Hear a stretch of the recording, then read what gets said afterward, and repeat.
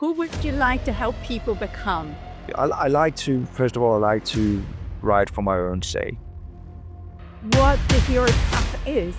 Why shouldn't we be in that trap? Explain to us what it is. I loved it. So I want the listeners to also find out more about this. What are your thoughts on that? Do you feel like marketing has got a big role to play? A crisis conversation. I think we can rely on government. We see the same thing because obviously things turn to go from right to left sometimes, or left from right. So today we have Thomas Kolster with us. He is an internationally recognized marketing and sustainability expert and keynote speaker. He's the author of the amazing book Goodvertising, which was published already in 2012. And also we've got the more recent book, The Hero Trap, as well. So we're going to be talking a little bit about those books and find out what Thomas really thinks about sustainability and marketing and how do we do it properly. Welcome, Thomas. Thank you so much. And yeah, I think always like the first book, for me, it was always like a 2009, 2010 little endeavor because it does take a bit of time to write a book, but exactly, yeah. So around there, the journey started. Yeah, I mean, you've been here for quite some time. Sustainability and marketing for me is not sustainability. I kind of got involved since 2007, really, but the whole marketing and sustainability, sustainable marketing and Goodvertising, we can talk a little bit more about that in a moment. It is a fairly new and a very hot topic at the moment. And I think this is something that so many of us are struggling with, especially in the early stages. The SMEs are really struggling to, how do we communicate effectively to make change? So we could dive into that a little bit just in a moment. So what is your background, Thomas? Could you tell us a little bit about that? Did you just start in some more traditional marketing or was it utility? I mean, I think my story is sort of, when I look back, was just traditional advertising. I started on the creative side of the business, so as a copywriter. So at that time, I was running a sort of small, medium-sized agency out of Copenhagen, in fact, in Denmark. And my sort of eye-opening moment was 2009, so around the climate summit that we were hosting in Copenhagen. That's when I sort of realized that and asked myself a question. I work in an industry that is a big part of the problem. What is it that I can do with my profession, with my skill set? And that sort of provoked me to write the first book, Goodvertising. And as you rightfully said, at that time, sustainable marketing was not really that developed a discipline. And even if you look at it from a corporate perspective, it was still early days of sort of Unilever Sustainable Living Plan, the Marks and Spencer's Plan A, and a lot of these sort of early endeavors. And I remember, I don't actually have Goodvertising next to me, but I remember if you look at the reading list in that book, it was fairly short.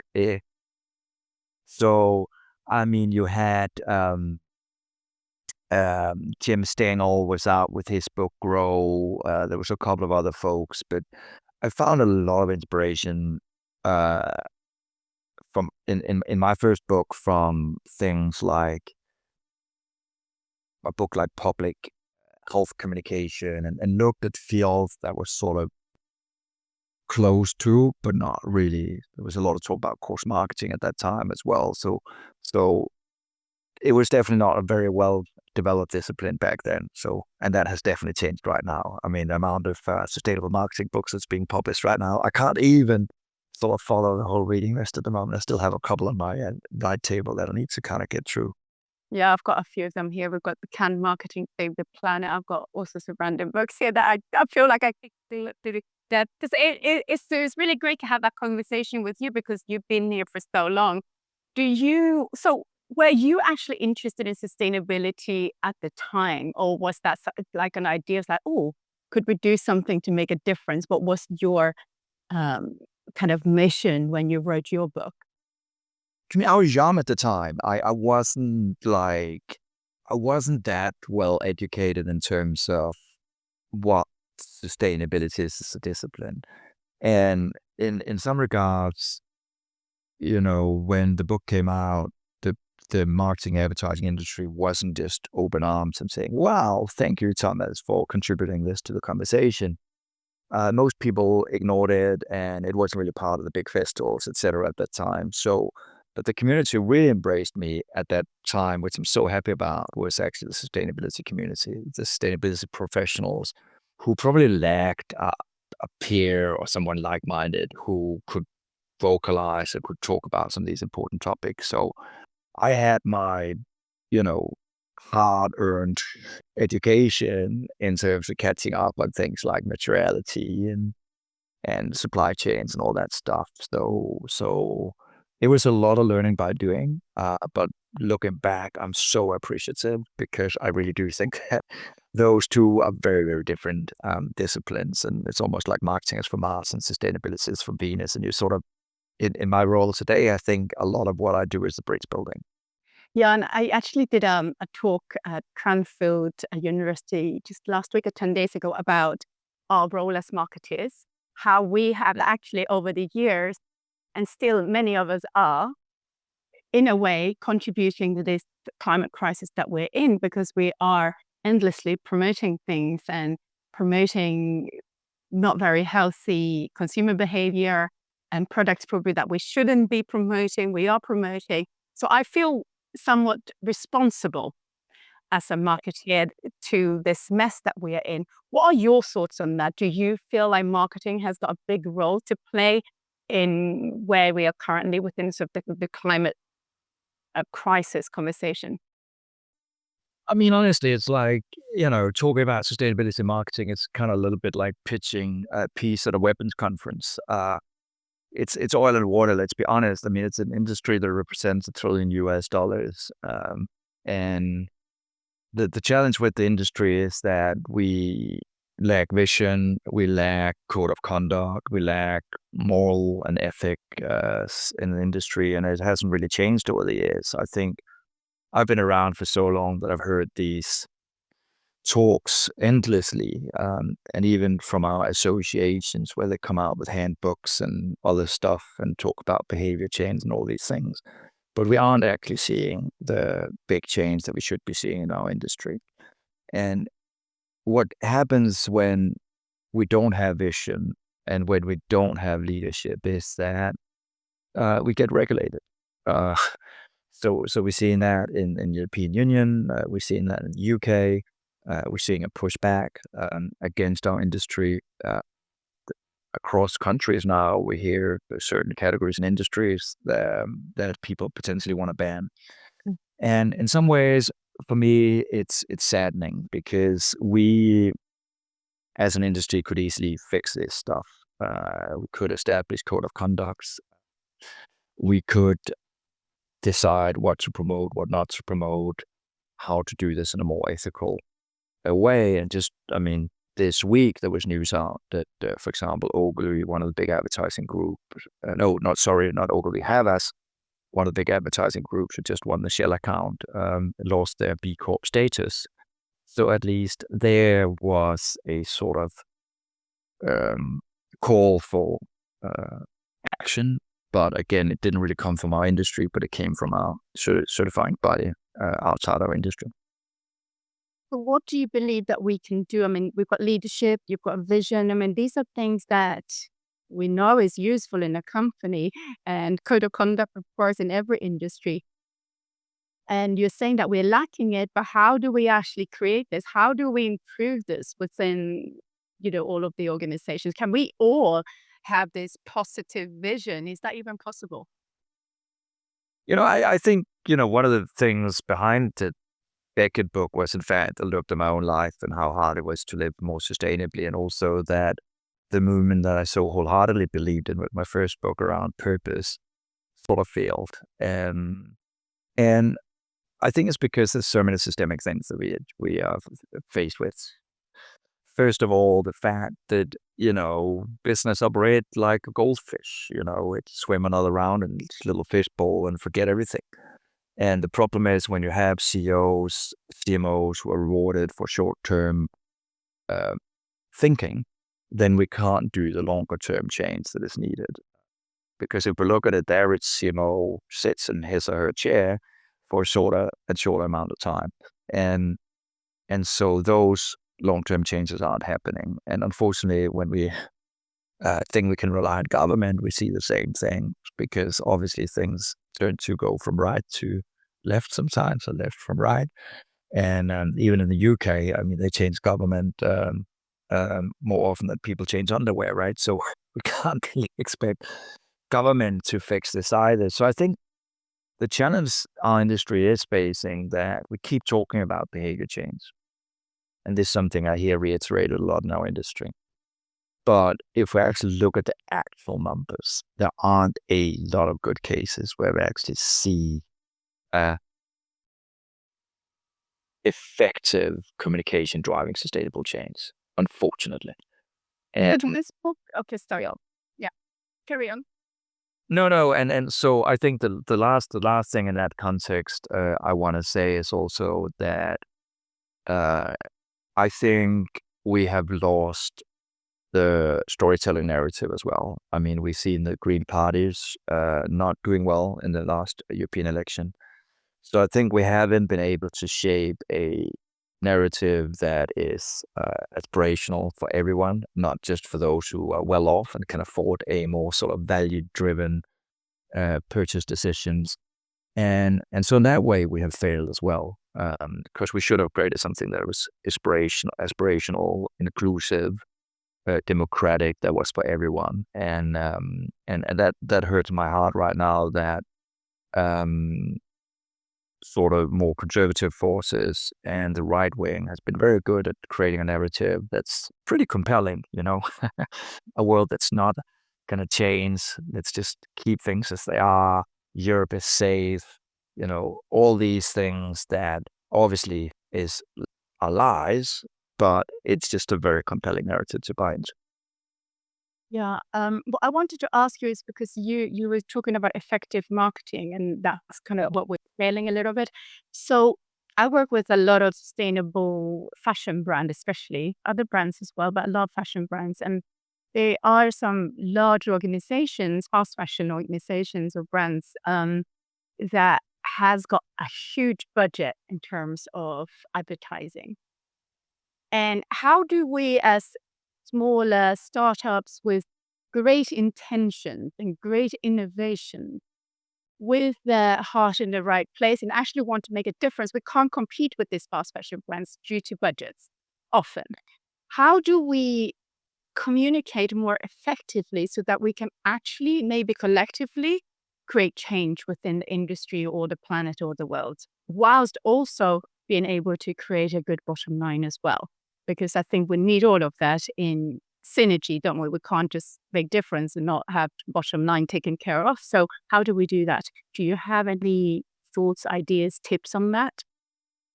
I think it's a great question. As you say, obviously, a big business and fast fashion had, massive budgets and have, indirect power in so many other ways, or distribution, etc. And I think for a lot of fashion brands, I think one challenge is obviously even the direct to consumer space, that shipping costs and other things aren't fair. Big business can ship cheaper. So there's a lot of sort of inherent challenges in running a small, medium-sized business as things are today, which I think is unjust, and it shouldn't be like that. Access to money, I could go on.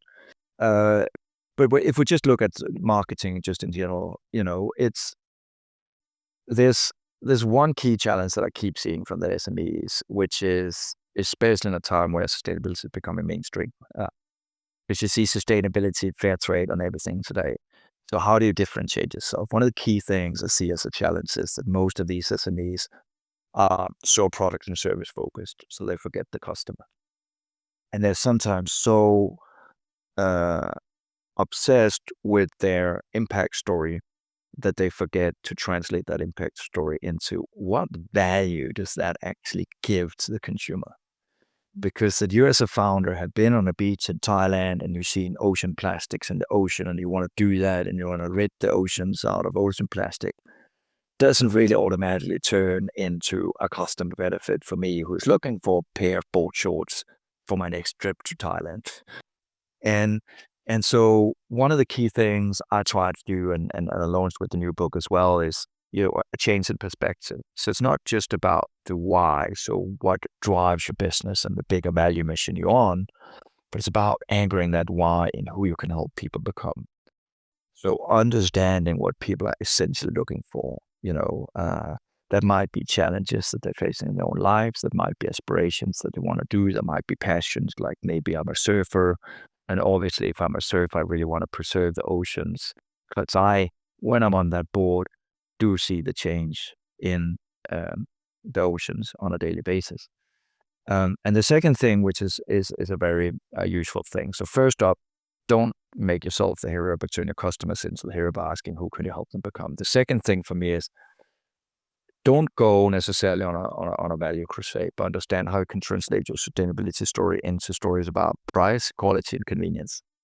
Because we know that makes a change in the marketplace, and especially now when people don't necessarily have as much money between their hands.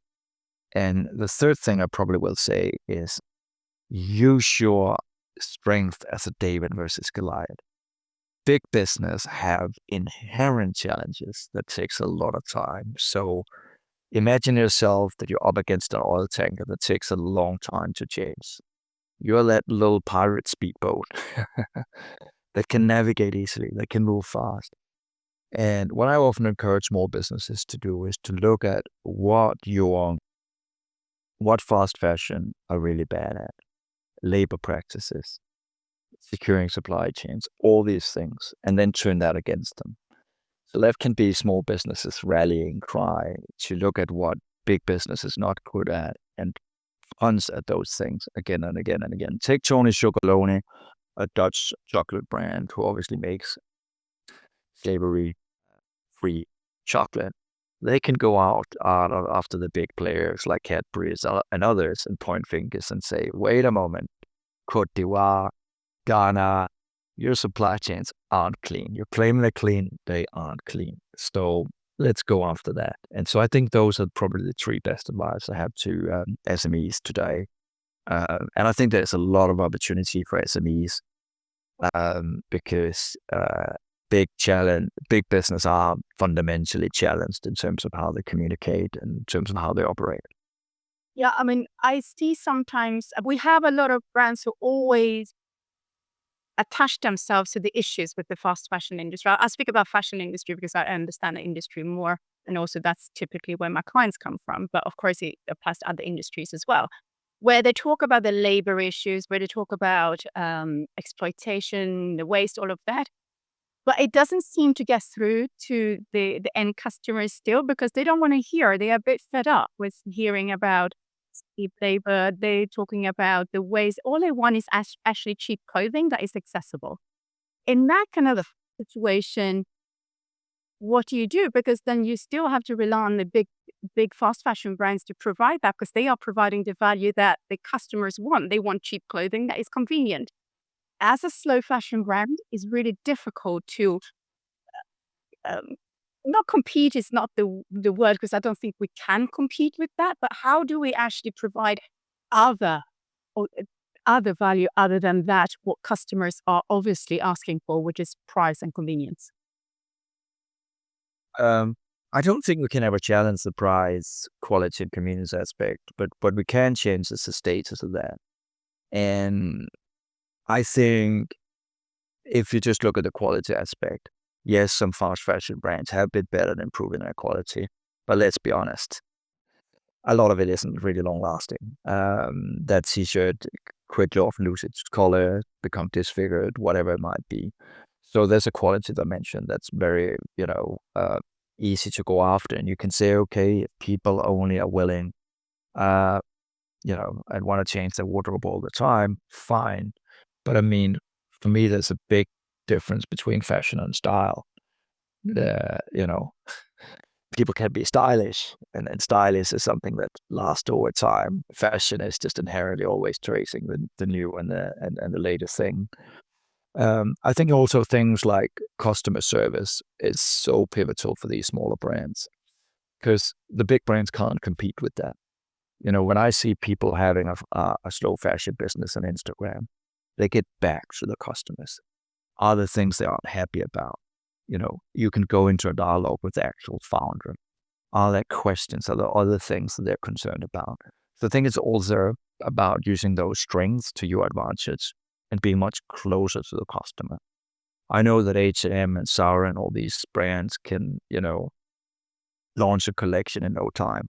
But I firsthand experienced, I was in Lagos, Nigeria, and I met this small business that took traditional Bedouin textiles, which I absolutely love because in a lot of African countries, unfortunately, those traditional textiles are often produced in India and China and no longer on the actual continent. But they actually had a production of these still, indigenous Bedouin textiles, which was amazing. And I love the shoes, but being Scandi, I gotta admit that I have a fascination for black and white. So I wrote the guy, I really do like your very sort of colorful textiles, but I can't really necessarily see myself carrying orange shoes when I'm back in Copenhagen. Would there be a possibility to, he responded immediately, said, of course, actually, we have some really amazing black, white, and gray traditional Bedouin textiles. Let me get a pair of shoes to you now.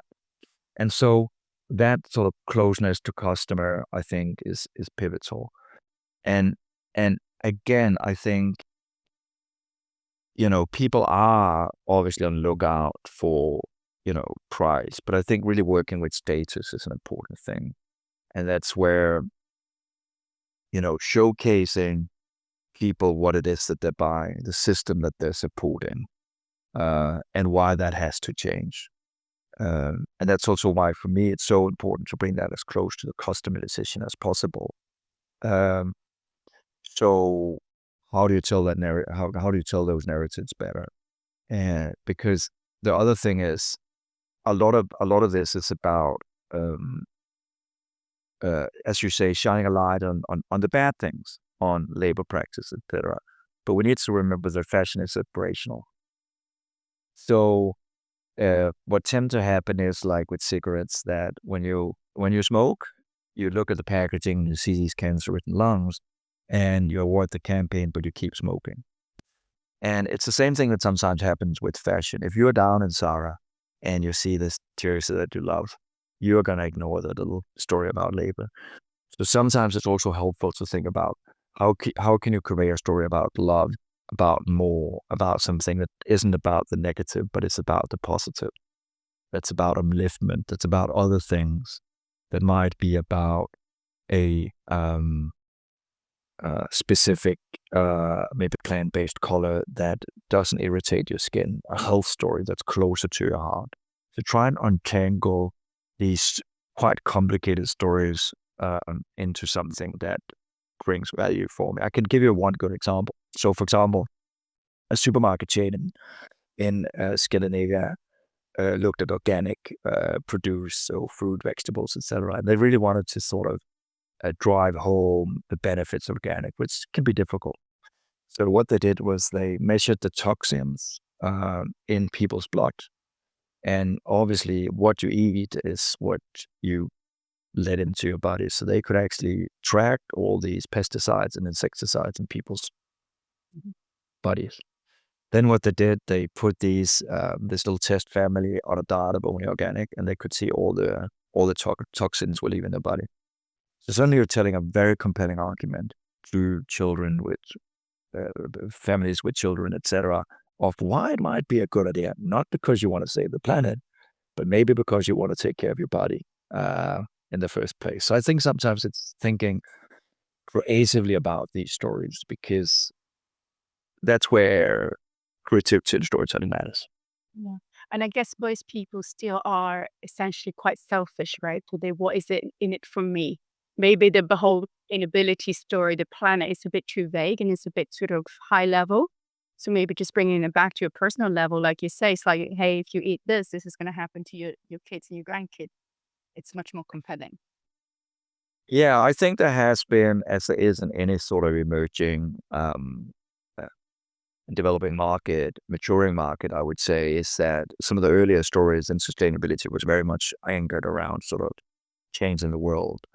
Um, and obviously now, when there's so much competition, even in the sustainable fashion industry, let's be honest, then how do you actually create a more mainstream narrative? And so we see these narratives changing.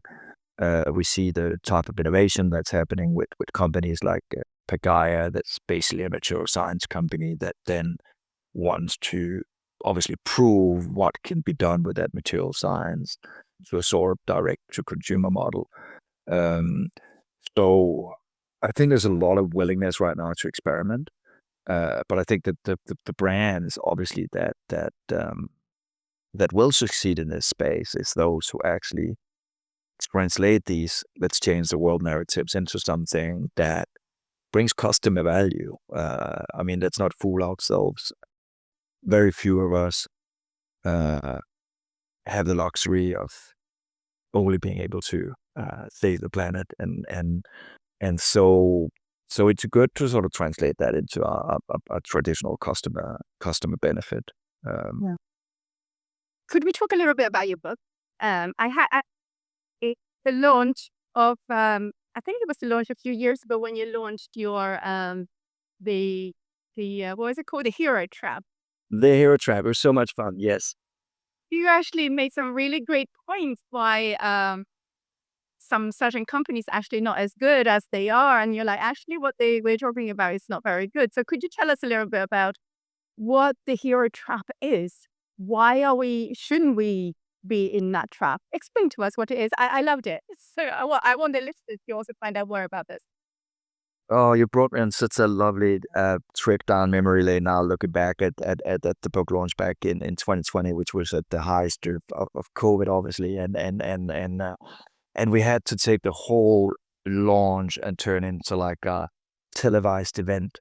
So we tried to create it sort of like as almost as a talk show, in the sense that we had guests in the studios, we had people calling in, we had multiple cameras, we even had a live orchestra, which was amazing, just to sort of drive uh, or take people on a little journey through the launch event, which is also a key point around sustainability. Is obviously not to make it boring, but back to the little this little book, The Hero Trap. I mean, one of the key things I realized, having preached purpose in the early days with Goodvertising, was that suddenly we're in a world where every brand claimed to be a hero. So the key challenge for me was who to authentically trust. With all these brands around, who to trust. And secondly, with all these brands claiming to change all of us and society for the better, who have actually created change in my life? And so those were quite difficult questions to answer for me as well, because my thinking was, if a brand have helped create change in my life, thus it becomes authentic and not just cheap words. Because essentially there was too many heroes out there in the marketplace that claimed to be like Nelson Mandela, Mother Teresa, etc. But when you actually scratch the surface, where was the change? So in the book, I talk about transformative brands. I talk about an emerging post-purpose world where it's much more about the transformation you can create in people's lives. So if you're an Oatly and you can inspire people to drink plant-based, if you are a supermarket chain and you can help people move from calorie-rich food to nutritious food, if you can skip the terrible business practices of putting up disgusting chips, soft drinks, and candy at the checkout counter, or actually try and help your customers wholeheartedly live a healthier life, then I start believing in you. So I focus very much on what I call transformative businesses, which puts the customer's change at the very heart of the company rather than their own change. And it sounds maybe a bit pedantic, but the big difference I noticed is that if a company has a laser sharp focus on how they can help me live better, then all the innovation, all the marketing, all the efforts goes into that. And quite often there seems to be existing this sort of interrelationship because suddenly you have a life-centric approach. Let me take Lego as an example. It's more like, but Lego is just focused around sort of creativity and play. And it's so amazing that having that as your sort of founding ethos, which is such a basic human thing, it applies to the people who work at Lego. It applies to the parents who buy Lego because they want to develop their kids in a more creative direction. So it's sort of like an ethos that runs through the company and something that's very, very easy and manageable. Whereas what tend to happen to be the hero trap, and I poke fun at Patagonia in the book as an example, is because they say we're in the business to save our home planet, which is a pretty self-important and too grandiose statement to come with. I mean, if I came to you and I said, my mission is to change the planet, you'd probably be like, okay, easy now, Thomas. Let's take it one step at a time. And because those were the heroes in my first book and the sort of mindset I tried to infuse into companies, I think we're at this point where right now consumers don't believe in the narratives that we've been telling them. Because when you have big corporates that promise worldwide change, we know it's gonna fail. It's gonna fall down like a can of soup. So it's not a very believable mindset.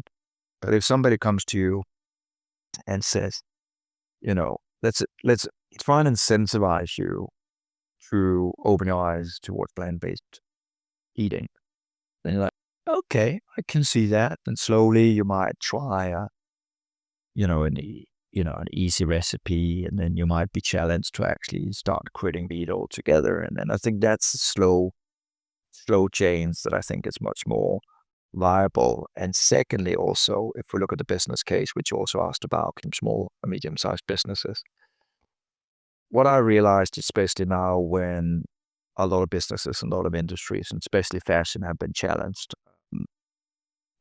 because people haven't had as much money to spend, purpose and profit ends up being a two-headed monster, in the sense that profit win most of the time over purpose. And we see that again and again in big companies. We've seen that with Unilever. We've seen that with Danone and others.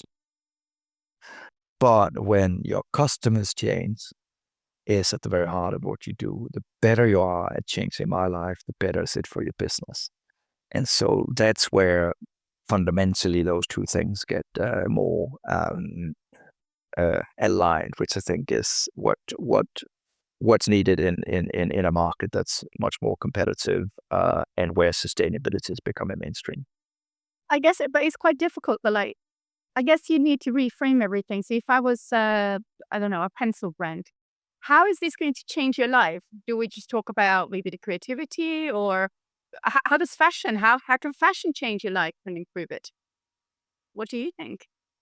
What? I think that story, that narrative, be rather, other than just we can reduce the waste, we can reduce pollution, we can, reduce slavery. There's all this negative we can turn around to positive, but yeah, how do we change a personal life through that? But that's what's so amazing about brands, right? Brands are like friends, and friends play multiple roles in our lives. And often when I talk about failed branding attempts is when a brand doesn't know what transformational role it plays in people's lives. The friends who are going to stick around in your life are those who actually are meaningful over the long term. Because some friends you might lose along the way because it might have been when you studied and at that time you had some shared interest, but suddenly you moved on and you started studying something else. And the same thing works with brands. The great thing about fashion, as with many other product categories, is that there's a lot of things that fashion can do.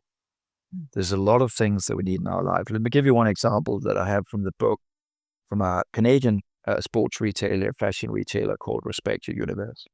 What they figured out was that most sport brands and Nikes and the Adidas, This talks about performance. So Nike about individual performance, Adidas about group performance. What he figured out was, wait a moment, most of us aren't actually that performance driven. And so when we go down in a sports retailer and we might want to try out a new thing, paddle or whatever, that's very sort of hip and happening right now.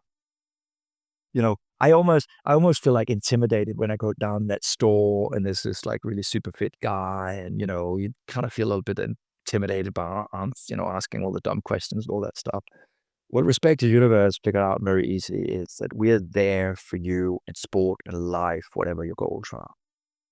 And they really lived that wholeheartedly. So you could go in there and behind the counter, you would have an average-looking American or Canadian that might not be the fittest person on this planet.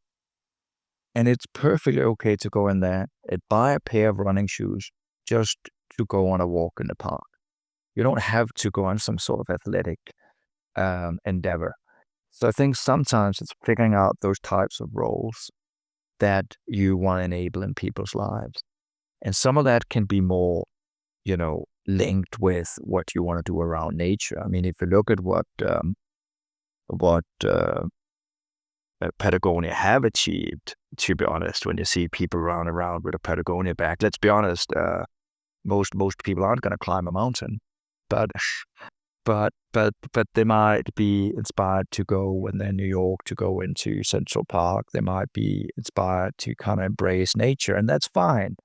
But it gives them a sense of feeling connected to the natural habitats. And so brands can do a lot of things. And I think it's very important that very early on that journey, that when you're an SME, that you ask yourself, you have an amazing product, you have an amazing service, but what fundamental role is it that you want to play in people's lives? And you can do a lot of things.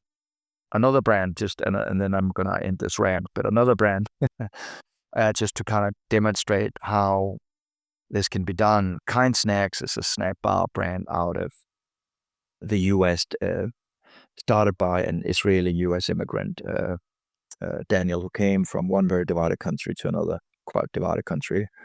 And what he wanted to do was he created a snack bar made of ingredients that was kinder to your health and kinder to the environment. So he promotes kindness. And I think it's the one thing in the world we need right now. It's kindness. And some of the things they do random acts of kindness. So, for example, refugees crossing into the border from Mexico, they leave them water, they leave them food. They do all these things. And kindness is something that can resonate inside and outside the organization. So when I spoke to Daniel and interviewed him for my book, The Hero Trap, he spoke about how people after working in Kind Snacks, 86% of them said that they feel that they had learned kindness and were kinder people. And that's an amazing accomplishment. It's about transformation. So it's not just about the customers, actually the whole organization became kinder, didn't it? So everybody that was working there shared that same messaging. So how different is it to Simon Sinek always talk about the importance of why. Is this quite similar to that, your vision, your why, and then translating that into a story about your brand? Or do you see that as slightly different? For me, and again, in my first book, I do also, because Simon Sinek, I think his book came out around 2007. So I obviously looked a lot ahead his work and was very inspired by his work in the beginning, and was one of those models that I used a lot. What I found a failure in his model was two things. First of all, his lack of being able to integrate purpose and profit. So those two things often ended up being in dissonance. The second thing I realized was that the more mature market, the more competitive a market, when everybody has a why, who then to trust? And so in The Hero Trap, I talk about how you need to find the why in people who you translate the company's big vision that might be world bettering into something that's very close at heart to people. And so I often talk about a more life-centric approach, in fact. And I think what often happened with starting with as a company to find meaning within your own organization might end up being a hero trap, because it becomes a navel gazing effort, and you forget the customer, you forget the value, you forget what it is that you're bringing to life. And so that was why I felt I had to sort of revamp that. And one of the ways I did that was I looked to change-oriented disciplines. I looked to coaching. I looked to psychotherapy, trying to understand how I could learn from those disciplines to create a new model. And the model I created was a model called the Arrow. And essentially, the first two questions are very close to something Simon Sinek would also ask, and most marketeers would ask themselves. So obviously, what is it that you do, and how are you unique in delivering that product or service? So sort of obviously taking a foundational approach in what you're delivering. But where Simon and I differ is that he asked, why you do what you do. I ask, who can you help people become? As the third question in what the model is called the Arrow model. And then the last question is when. So when can you enable that change? And so when you ask how, what, who, and when in that Arrow model, I do see companies, whether it's a startup or whether it's big businesses, coming out with a much more authentic and transformative promise that inspires the customer to change. And when the customer changes, it's often thanks to that company's products and services. So that way it becomes more holistic and hopefully aligned with profit and purpose. No, I love that. Who can you help people become? Actually, it makes it much clearer and easier to identify in terms of even like identifying who your avatar is. If you know who they are, who are you going to help them become? It's so powerful way of thinking about it. And I think that's great. So let me ask you one last. And I think especially in the world of fashion, where so much is possible in terms of branding, I think it's and that's what I think a lot of fashion brands sometimes forget, is that, brand is still king, no matter how you look at it. I mean, we're talking about textiles. There's only so much innovation we can put into it. Sorry. But so obviously the brand story becomes very much front and center. And that's also why in a time where fast fashion is so dominating, I think it's also sometimes worth going back to even, Naomi Klein's old book, No Logo, where she talks about how the brand is also the Achilles heel of any company. And I think this is where the SMEs can really take a hard hit at some of those fast fashion retailers and really utilize their weaknesses and turn them into their strengths. Brilliant. Thank you so much. I would like to ask you one last question. Yeah. Who would you like? First, what is your next thing now? Are you writing another book? What is your goal? And who would you like to help people become? Is my final question to you. Yeah, I'm always writing on something, and trying to challenge myself to. I like to, first of all, I like to write for my own sake. I really like to go on an explorative journey myself and try and understand different things that, so I often pose a question and then that lead me to end up with a book.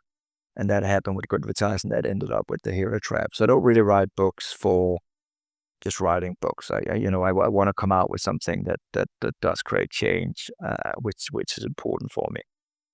And I think that leads me to the second answer, because I asked myself, when I wrote the Hero Trap, I started asking myself the question: what is it really that that I'm trying to help people become? And I realized from Goodvertising to the Hero Trap, and even talk about it in Goodvertising without actually really sort of paying attention to it that much. I was way younger at the time, but in that book, I really talk about how hopefully this book can inspire people to do a bit of soul searching and really understand that Yes, you can still work in the creative industry. Yes, you can still work in marketing. But what if you just did that slightly better? What if you did that? Wouldn't that be amazing? And so I think looking over the years and what brings joy in my life is actually when I'm on a stage somewhere, when I'm in a meeting with a client and I see that change. So I think for me, I'm basically just an enabler of positive change in people's lives. And that's my mission today. And that's what, when I come back from Mexico a couple of weeks ago and somebody pings me on Instagram and say, hey, what you talked about on stage, this really inspired me to this or that. That's why I do what I do. I love those small and big changes that I possibly and hopefully can enable. Thank you so much for being here today and coming to value, and also, from your heart as well. It all feels quite very genuine in your approach to marketing. It's not so much about just the bottom line. There's a strategy, A, B, C, D. It's like, how do we communicate more authentically, right? About our vision, what we want to do, and how do you change the world. Thank you so much for being here. I will leave your links in the show notes for everybody to find your books and hook up with Thomas Kolster online. And LinkedIn, I guess you are. And where else can we find you, Thomas?